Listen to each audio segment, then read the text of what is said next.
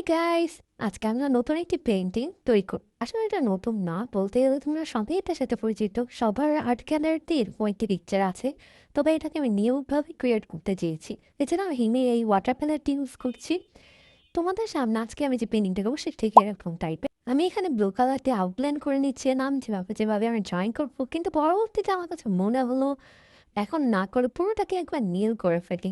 আমি ব্যাকগ্রাউন্ডটা পুরো উপরে ব্লু করে ফেললাম। তারপর এখানে তার থেকে একটু ডার্ক টাইপের শেড দিয়ে এখানে আমি শেড দিয়ে দেখছি। আর তোমরা দেখতেই পাচ্ছ এখানে আমি একটি তিমি আঁকার চেষ্টা করেছি এবং ওই টাইপের ওয়েভ দেওয়ার চেষ্টা করেছি। তাই আমি ব্লু কালার দিয়ে প্রথমে সব কিছু এঁকেছিলাম ভালো করে।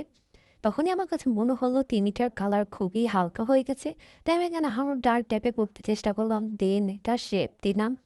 আমি চেয়েছি এখানে একটু ডার্ক টাইপের একটা তিমি রাখতে এবং পানিটা কালার যেন তিমির তুলনায় হালকা হয়, সেই জন্য হালকা কালার ইউজ করেছি। আমার ডিটেলিংয়ের কাজ তেমনভাবে শেখা হয়নি, তাই ডিটেলগুলো ঠিকভাবে দিতে পারছিলাম না। এখানে আমি কিছুটা ইয়েলো কালার দিয়েও শেড দিয়ে নিয়েছিলাম। ছবিটা নিচে বসলাম, খুবই খালি লাগা। আমি এখানে সিদ্ধান্ত নিলাম কিছু ফুল আঁকার, তাও আবার সূর্যমুখী। পানির নিচে গিয়ে সূর্যমুখী ফুল আঁকে ভাই, তাও হচ্ছিলাম কারণ নিচে বসার ডালা খালি রাখা যাবে না। আমি দেখেছি এই টাইপের দিয়ে নিচে কিছু ফুল থাকে, যেহেতু আমি নিউ ভার্সন অ্যাড করতে চাচ্ছি। আমার ক্রাফটি শুনে মনে হচ্ছে নিয়েও কিছু, তাই নিয়েও কিছু বানাচ্ছিলাম। এখানে আমি একটা মেয়ে দিয়েছি, যদিও সেটা ঠিক মতো মেয়ে হয়েছে কিনা জানি না। এটা আমাদের ফাইনাল লুক।